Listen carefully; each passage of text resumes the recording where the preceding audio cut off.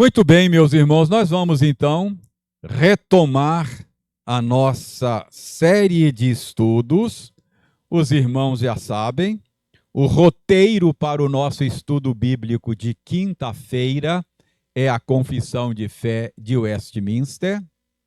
Os irmãos já sabem que esse documento foi escrito no século XVII e que é considerado por nós uma boa, uma excelente exposição do ensino da Bíblia.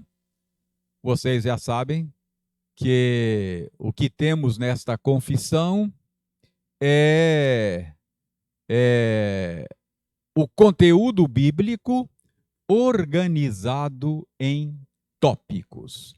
E vocês já sabem também que esse documento é subscrito pela nossa denominação. A Igreja Presbiteriana do Brasil tem esse documento como um dos seus símbolos de fé.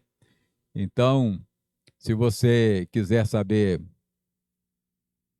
a fé da Igreja Presbiteriana, como é que a Igreja Presbiteriana entende o conteúdo da Bíblia, esse documento lhe é muito útil. Por isso que nós estamos chamando de Nossa Fé Comum esta série de estudos. Aí nós temos os tópicos pelos quais nós já passamos. Cada tópico deste é um capítulo da Confissão de Fé.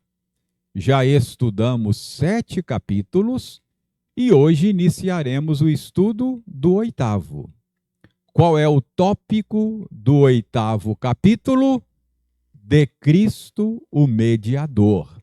Então, no 8º capítulo, nós temos o resumo do ensino bíblico a respeito de Cristo, o mediador. Então, comecemos pelo parágrafo 1º, não é?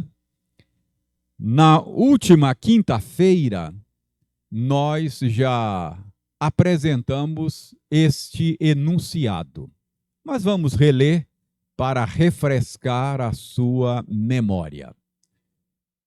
Aprove a Deus, em seu eterno propósito, escolher e ordenar o Senhor Jesus, seu Filho unigênito, para ser o mediador entre Deus e o homem. O profeta, sacerdote e rei, o cabeça e salvador de sua igreja, o herdeiro de todas as coisas e o juiz do mundo. E deu-lhe desde toda eternidade um povo para ser sua semente e para no tempo devido ser por ele remido, chamado, justificado, santificado e glorificado. No capítulo 7, que estudamos antes deste, nós vimos que o capítulo 7 trata do modo escolhido por Deus para se relacionar conosco. Vimos que Deus é um Deus que escolheu se relacionar por meio de aliança, por meio de um pacto. Então, vimos que a Bíblia ensina sobre um pacto firmado por Deus antes da queda, que a gente chamou de pacto das obras. Vimos que depois da queda, Deus se relaciona por meio de um pacto chamado pacto da graça, e que esse pacto da graça foi administrado de 2 modos diferentes: Antigo Testamento e Novo Testamento. Agora, nós aprendemos aqui o seguinte, dê uma olhada aí nesta parte grifada. Vamos destrinchar aqui esse enunciado, essa formulação, e ver quanto de ensino bíblico, quanto de teologia, quanto de verdade bíblica nós temos aqui nesse enunciado. Então vejam aí, aprove a Deus, em seu eterno propósito, escolher ordenar o Senhor Jesus, seu Filho unigênito, para ser o mediador entre Deus e o homem. Eu chamo a sua atenção para essa afirmação inicial. Aprove a Deus. Foi da vontade de Deus. Deus determinou e decidiu que o seu relacionamento com a sua criação se desse de maneira mediada, ou seja, por meio de um mediador. Aprove a Deus. Por que é que eu estou frisando isso? Nós já aprendemos no capítulo 7, quando estudamos o capítulo 7, que o jeito, o modo e os termos da relação de Deus conosco são estabelecidos por Ele mesmo. É Deus quem estabelece o modo, o jeito, os termos da relação dele conosco. Então, aprove a Deus, Deus decidiu que o relacionamento dele com a sua criação se desse de maneira mediada, não é? Por meio de um mediador. É assim que Deus se relaciona. Agora, veja bem, então aprove a Deus, a relação dele com o homem, os termos são estabelecidos por ele mesmo, o pacto é a iniciativa dele, as condições são estabelecidas por ele, e a relação dele com a sua criação é uma relação mediada. Aprove a ele. Ele decidiu assim, não é? E não apenas isso. Ele decidiu que o mediador seria o Senhor Jesus. Agora veja bem, uma pergunta que a gente faz, e nessa parte grifada nós encontramos a resposta, é: aprove a Deus quando? Quando foi que Deus decidiu que se relacionaria conosco tendo Jesus Cristo como mediador? Está lá. Aprove a Deus em seu eterno propósito. Nós já estudamos aqui sobre o eterno decreto de Deus. Nós já aprendemos aqui que tudo, absolutamente tudo que acontece foi determinado por Deus antes da fundação do mundo. Na eternidade, Deus elaborou um plano amplo, um plano abrangente que envolve todas as coisas que acontecem. Então, os nossos irmãos que escreveram a confissão de fé, na elaboração que fazem sobre o mediador da aliança, o mediador do pacto, diz que esse mediador é Jesus Cristo e que essa decisão de tê-lo como mediador foi tomada por Deus, determinado por Deus no seu eterno propósito. Então, aprove a Deus em seu eterno propósito estabelecer que o seu relacionamento conosco fosse mediado por Jesus Cristo. Alguém leia Apocalipse 13:8, aí você vai entender algumas verdades que a Bíblia fala a respeito de Jesus. Alguém leia Apocalipse 13:8.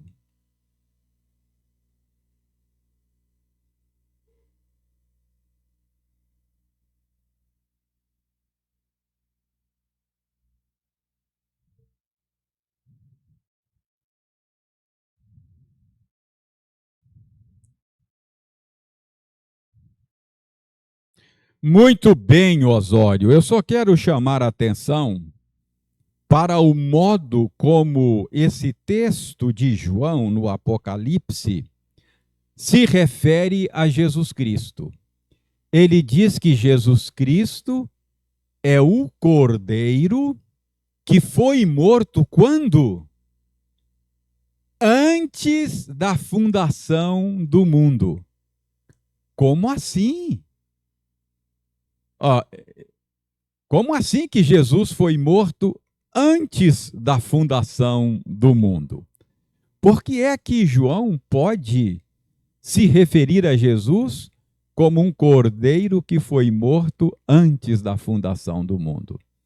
Porque Jesus Cristo já ocupava o lugar central, já ocupava e já tinha o papel que ele exerceu no plano de Deus antes da fundação do mundo. Antes da fundação do mundo, ele já era parte daquilo que Deus planejou fazer. Então, quando foi que Deus decidiu que o mediador do pacto seria Jesus? Antes da fundação do mundo. Como é que a Bíblia pode dizer que Jesus morreu antes da fundação do mundo? O que João está falando é falando do plano eterno de Deus como algo tão certo como se tivesse já sido realizado. Eu acho que você não deveria estranhar esse modo de falar. Por exemplo, a gente pode falar de um projeto ainda não executado como se ele já tivesse sido executado. A gente não pode falar? Pense num projeto da construção civil. Aí o arquiteto vai lá e faz o projeto e tal, bola as coisas lá para você, aproveitando lá bem o seu terreno. Aí ele vai explicar para você o projeto. Você vai perceber que ele fala assim como se já tivesse concluído, né? Então, olha, eu coloquei essa janela aqui porque o sol da tarde bate desse lado. Então, é por isso que eu coloquei essa janela aqui. Então, a churrasqueira eu achei melhor colocar aqui. Ele vai falando como se a casa estivesse pronta, não é verdade? Mas é apenas algo que ainda está no papel. Então, Deus elaborou um plano antes da fundação do mundo. E nesse plano, ele deu a Jesus um determinado papel. Aliás, não um determinado, nós vamos ver daqui a pouco, é o papel central, não é? Então, ele é o mediador da relação de Deus com a sua criação. Deus ainda não tinha criado nada, mas ele já tinha elaborado o seu plano e já tinha determinado no seu propósito eterno que ele se relacionaria com a sua criação por meio de Jesus Cristo. Entenderam? Então veja lá, aprove a Deus. Quando é que aprove a Deus? Em seu eterno propósito. O que aprove a Deus no seu eterno propósito? Escolher e ordenar o Senhor Jesus, seu Filho unigênito, para ser o mediador entre ele e o homem. Então, lá na elaboração do plano, Deus já tinha dado ao seu Filho Jesus esse papel de mediador. Tranquilo aí? Tá claro? Vamos continuar analisando aí e destrinchando esse enunciado. Eu quero que você observe agora o modo como os escritores da confissão de fé se referem ao mediador do pacto aí. Vejam bem, ainda na parte grifada. Eles se referem ao mediador do pacto como sendo o Senhor Jesus, seu Filho unigênito. Esta maneira de se referir a Jesus, ela sugere a natureza teantrópica da pessoa de Jesus. O que é natureza teantrópica da pessoa de Jesus? O termo teantrópico é um termo para se referir à natureza divina e humana de Jesus. Theos é a palavra grega para Deus. Teologia, não é? Teocracia, o governo de Deus. Teologia, o estudo de Deus. Theos é Deus. E antropos, antropologia, não é? Antropos é o termo para homem, ser humano. Então, veja bem, teantrópico é um termo que junta os dois, Deus e homem. Teantrópico. Então, o mediador tem uma natureza teantrópica.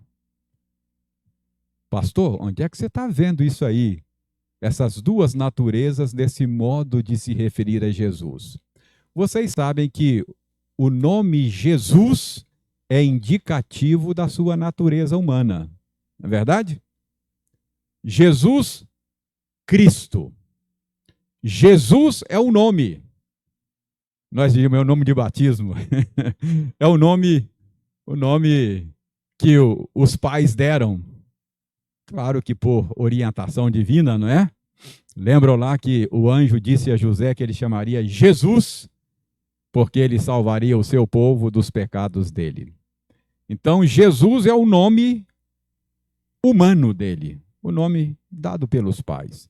Cristo é o título. Cristo, Messias, não é?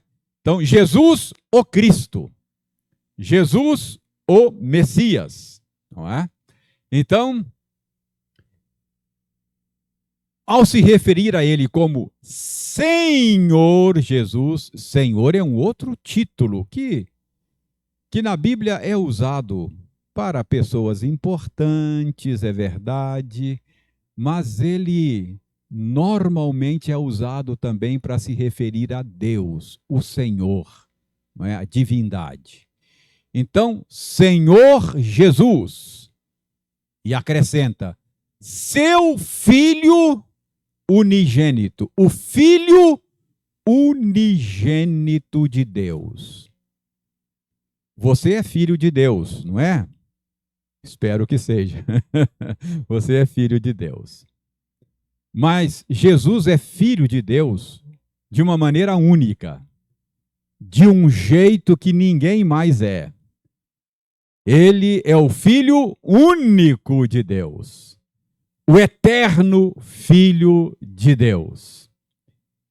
Então, está claro aí a natureza teantrópica do mediador. Para fazer a mediação entre Deus e o homem, o mediador precisou, ele sempre foi o Filho eterno de Deus. Ele sempre foi Deus. Mas para cumprir o papel de mediador, ele precisou também assumir uma natureza humana. E foi quando assumiu a natureza humana que ele ganhou o nome de Jesus. Por isso o nome Jesus é indicativo da sua natureza humana. Ele é filho de Deus e se tornou também filho do homem, não é? Esse é um título que o próprio Jesus usava muito para se referir a ele, o filho do homem. Não é? Lembrando que ele é Deus que assumiu uma natureza humana. Tudo isso foi necessário por causa desse papel de mediador. Para fazer a mediação entre Deus e o homem, ele precisa ter a mesma natureza de Deus e ter a mesma natureza nossa. Senão ele não pode fazer esta mediação. Ele é um com Deus, o Pai, eu e o Pai somos um, e ele é um conosco, tem a mesma natureza nossa. Por isso ele pode nos conectar com Deus, porque ele está conectado a nós, sendo humano como nós, e ele está conectado a Deus, sendo divino como Deus. Deixe-me tentar usar aqui uma ilustração que talvez ajude para vocês perceberem a necessidade da natureza teantrópica do mediador. Imaginem aqui que eu não soubesse falar português, que eu só soubesse falar alemão, não é? E eu estivesse aqui falando com vocês em alemão. Tem alguém que sabe alemão aí? Acho que não, né? Então, a minha ideia, a minha imagem aqui vai ajudar, vai funcionar. Então, não há conexão entre vocês e eu, né? Eu ia estar falando aqui e vocês voando, nenhuma conexão. Estaríamos offline, não é? Não estaríamos online aqui na comunicação. O que nós precisaríamos? De um intérprete, não é? Para poder nos conectar, não é verdade? E esse intérprete, para poder mediar a nossa conversa, precisaria, ao mesmo tempo, ser alguém que falasse alemão e falasse português, não é? Porque falando português, ele estaria identificado com vocês. Falando alemão, ele estaria identificado comigo. E aí ele podia fazer a mediação entre vocês e eu. Mais ou menos isso.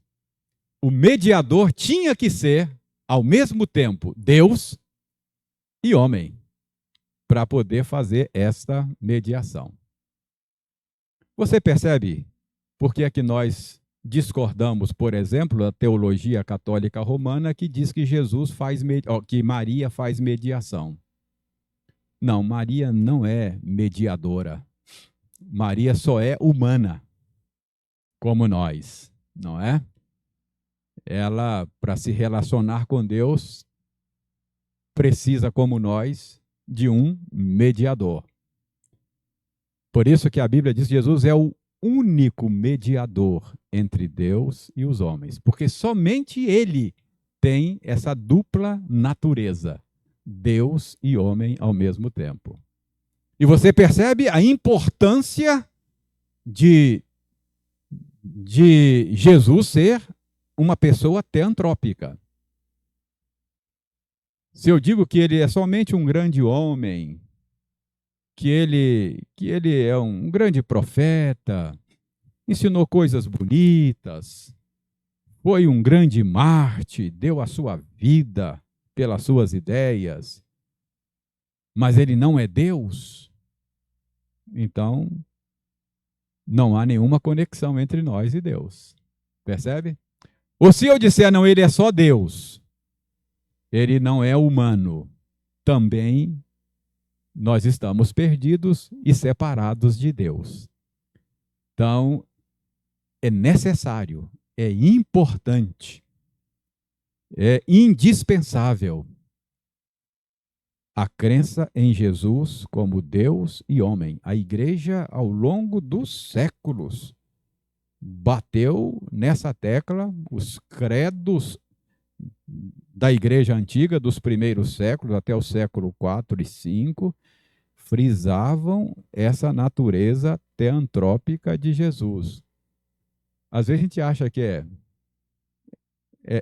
birra, é picuinha, ficar insistindo nessas questões, assim como se fosse questão teológica sem importância. Não, é porque a nossa redenção e a nossa relação com Deus depende dessas coisas. Quer dizer, se ele não é Deus e homem, eu estou separado de Deus. Não há conexão.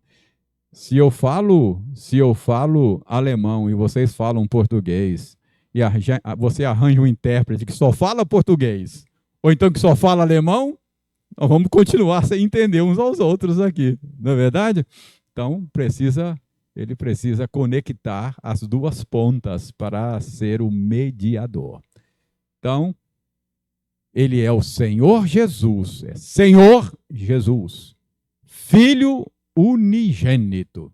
Então, para ser o mediador, tudo isto é necessário. Tranquilo aí? Podemos prosseguir? Estão acordados? Estão comigo? Então, vamos lá. Como mediador, Jesus Cristo exerce 3 ofícios diferentes. Olha o que te diz lá, ó. Vamos ver o que eu grifei lá. Então, como mediador, ele é profeta, ele é sacerdote, ele é rei.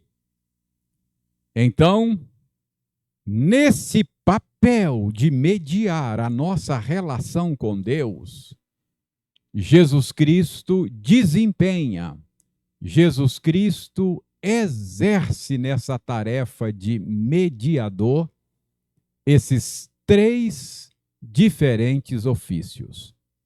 Profeta, ele funciona entre Deus e nós como profeta.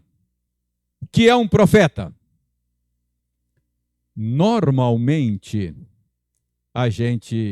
no imaginário nosso, o profeta é aquele que adivinha o futuro, não é? Aquele que fala as coisas que vão acontecer. No nosso imaginário é isso. Embora predizer o futuro na profecia bíblica seja, eu diria, um efeito colateral da profecia, acontecia, não é o papel central do profeta. O profeta é aquele que fala em nome de alguém. Profeta é um porta-voz.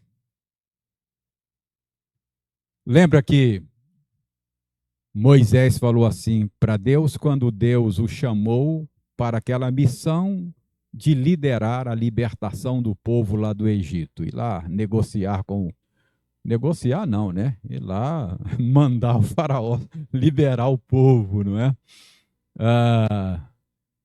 A princípio, Moisés falou: Senhor, olha, a ideia aí de libertar lá o povo é uma ideia boa, mas eu acho que eu não sou a pessoa indicada para essa tarefa, não.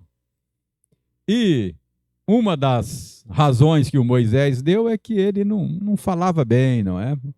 A gente não sabe exatamente o que ele quis dizer com aquilo. Ele diz, eu sou pesado de língua. Alguns acham até que Moisés era meio gago, né? Sou pesado de língua. Não sei bem o que isso quer dizer. Mas era uma dificuldade de comunicação. E Deus resolveu o problema dizendo, olha, fazer o seguinte, Arão vai ser o teu profeta.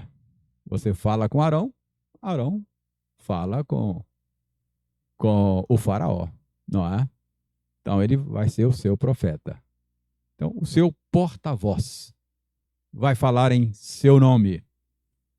Então, veja bem, essa mediação, um dos papéis do mediador é que ele seja um porta-voz de Deus ao homem, para que o homem possa conhecer a Deus, para que o homem possa conhecer a vontade de Deus e se relacionar com Deus. Então, para que você possa se relacionar com Deus de uma maneira adequada, você precisa conhecê-lo e conhecer a vontade dele para se relacionar com ele. Então, você precisa de alguém que lhe ensine isso. Então, profeta é um ofício deste mediador. Ok? Esse ofício do Antigo Testamento, os profetas do Antigo Testamento, eles eram eles eram uma antecipação simbólica do papel do Messias, não é? O profeta por excelência é o Senhor Jesus. Lembra que tudo aquilo era sombra de coisas que haviam de vir. Nós aprendemos isso. Outro ofício que o mediador exerce, nessa sua mediação da relação de Deus com o seu povo, é o ofício sacerdotal. O que um sacerdote faz? Se o profeta representa Deus diante do povo, fala ao povo em nome de Deus, assim diz o Senhor. Não é? O profeta do Antigo Testamento normalmente falava assim, né? Veio a palavra de Deus ao profeta Jeremias e disse. Aí ele dava a mensagem em nome de Deus. O sacerdote faz o caminho contrário. Ele fala com Deus em nome do povo. Ele representa o povo diante de Deus. No Antigo Testamento era o sacerdote que fazia intercessão pelo povo. Não é? Era o sacerdote que oferecia o sacrifício pelos pecados do povo. Deus perdoa esse povo aí. Não é? Esse era o papel do sacerdote, era fazer intercessão. Era pleitear diante do trono da graça de Deus em favor do povo. Então, o mediador tem esse papel de sacerdote. Jesus cumpre esse papel. Os sacerdotes do Antigo Testamento eram sombras daquilo que o Messias haveria de fazer quando chegasse. Apenas apontava para a obra de Jesus. E um dos aspectos desta obra é esse aspecto sacerdotal. Curiosamente, Jesus não é apenas o sacerdote, não é? Ele é ao mesmo tempo o sacerdote e o sacrifício. Ele é o cordeiro também. No Antigo Testamento, o sacerdote apresentava diante de Deus, para fazer intercessão pelo povo, o sangue de um animal. Jesus apresenta o seu próprio sangue. Ele é como um advogado de defesa, não é? Que vai defender o réu diante de um juiz. Não é isso que Pedro, né? Não, é João. Pedro ou João? É Pedro, né? Filhinhos, estas coisas vos escrevo para que não pequeis. João, obrigado, bem. João. Primeira epístola de João, capítulo, 2, 3. Filhinhos, estas coisas vos escrevo para que não pequeis. Todavia, se alguém pecar, se alguém ofender a Deus, nós temos um advogado. 2:1. Muito obrigado, Késia. Nós temos um advogado, nós temos um mediador, nós temos um sacerdote que apresenta o seu sangue. Ele vai dizer, pecou mesmo, pai, merece morrer. Mas está aqui o preço do pecado dele. Percebe? Então, com base nisso, ele faz essa intercessão por nós. E a outra necessidade nossa, na nossa relação com Deus, que o mediador desempenha, por meio de um ofício, é o ofício real, rei. Nós precisamos de direção, de governo, de proteção, não é? O que um rei faz, não é? Ele governa, defende o seu povo, protege o seu povo. Esse é o papel de um rei, não é? Então, Jesus tem esse papel de nos dirigir, de nos governar, de nos proteger, porque nesse trabalho de mediação. Ok? Então, Jesus é o mediador da nossa relação com o Senhor. Sem Jesus, fora de Jesus, não tem relação com Deus. Eu sou o caminho, a verdade, a vida. Ninguém vem ao Pai senão por mim. Fora de Jesus, você está desconectado de Deus. Você tem necessidade de conhecer a Deus, você tem necessidade de perdão, de um intercessor, você tem necessidade de direção, e todas essas coisas Deus lhe dá por meio de Jesus. Ok? Sobre o nosso mediador, até agora está tranquilo aí? Muito bem. Estes ofícios são exercidos em favor e benefício da sua igreja. Preste atenção. Ele é profeta, ele é sacerdote, ele é o rei, e como tal, ele foi colocado como cabeça e salvador da sua igreja. Então, notem que aqui os nossos irmãos que escreveram a confissão de fé, eles deram aqui um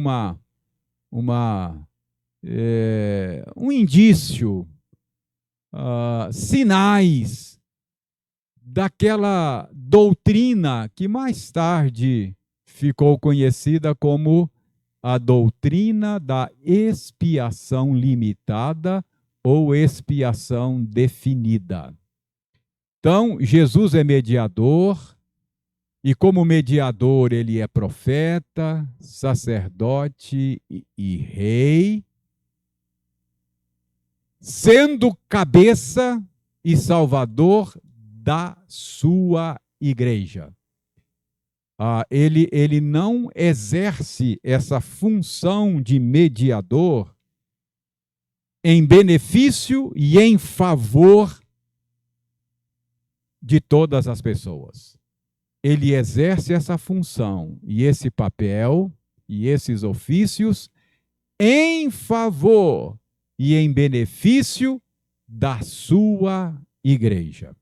Não é difícil você perceber isso, que essa obra de Jesus tem um objeto definido, tem um grupo de pessoas definidos, delimitado. Abra, por favor, Mateus capítulo 1, verso 21. Mateus 1, 21. Nós citamos esse versículo aí, agora você vai ler. Mateus 1, 21.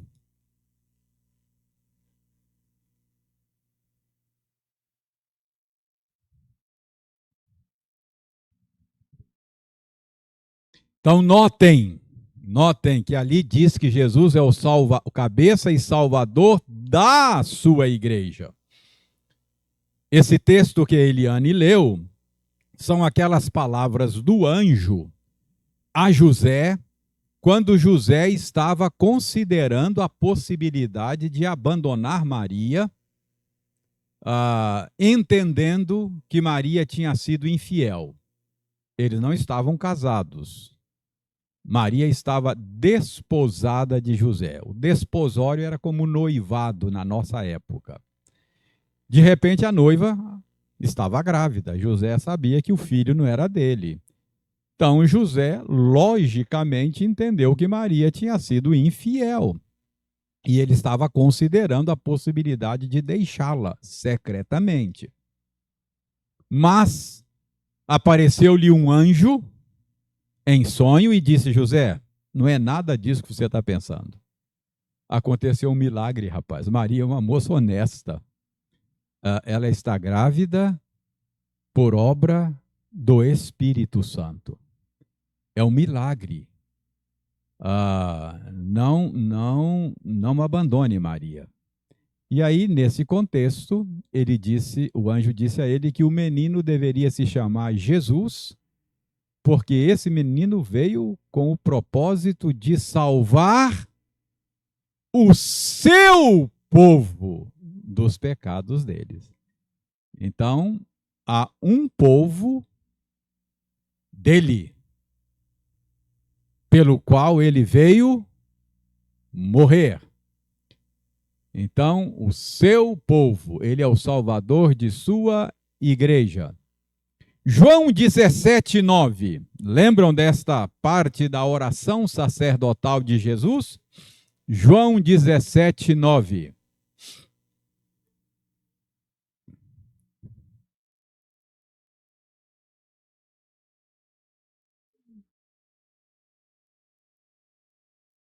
Jesus aí está exercendo qual ofício? Sacerdotal. Está intercedendo, está orando, não é? Então aí ele está sendo sacerdote, exercendo o seu ofício sacerdotal. E ele ora por quem? Ele diz: eu não oro por todo mundo. Eu oro por aqueles que tu me deste.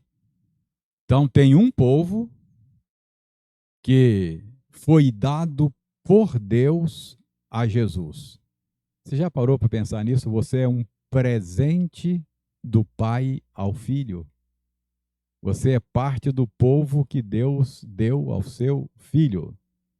Então, é por esses que ele exerce, e em benefício deles, que ele exerce esses ofícios: profeta, sacerdote, rei. Ele faz isso como cabeça e salvador da sua igreja.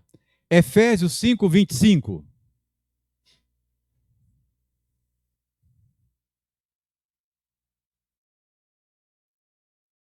Ana, por quem que Jesus se entregou? Por sua noiva, por sua esposa, por sua igreja, não é? Então, ele exerce esses ofícios em benefício de um povo definido, ok? Bom, acho que podemos parar por aqui. Nosso tempo esgotou, não é? Deixa eu só ver aqui. Ok. Então, há um povo que foi dado antes da fundação do mundo como um presente do Pai ao Filho. Na cultura antiga, na cultura bíblica, vocês sabem que a história do mundo, segundo a Bíblia, é a história de um casamento, né? Jesus é o noivo, a igreja é a noiva, a conclusão da história será as bodas do Cordeiro, né? Então nós somos a noiva e estamos aguardando o dia, ansiosos o dia do casamento, né? Essa é a ideia. Então, usando essa figura, que é uma figura bíblica, a gente pode dizer, na cultura bíblica, nos tempos antigos,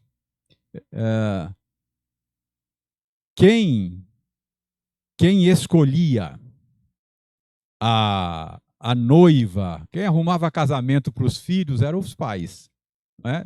Olha a história do Antigo Testamento, você vai ver lá os pais providenciando, não é, casamento para os filhos. Então, normalmente, era o pai que buscava uma noiva para o filho. Então, a igreja é a noiva que o pai arranjou para o seu filho. Aqueles que tu me deste, não é? Nós somos um presente do Pai ao Filho. Então, é por esse povo que Jesus exerce esses ofícios. É a nós que ele revela ao Pai, é por nós que ele intercede e é a nós que ele governa como rei e cabeça. Ele é o mediador da nossa relação com o Pai. Fora de Jesus, nós não temos nenhum tipo de relação redentora com o nosso Deus.